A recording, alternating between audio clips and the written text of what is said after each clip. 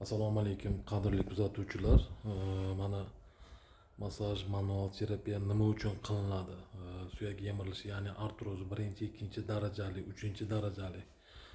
Bu mushaklardagi spazmni va bo'g'inlardagi paylarni, minsk paylarini faoliyatini tiklash uchun qilinadigan muolaja. Asosiy qilinadigan muolaja bu o'zingizda. Mana Nasriddin akamiz bizni klinikaga kelib yotdi. Kelganda ahvollari ancha og'irroq edi.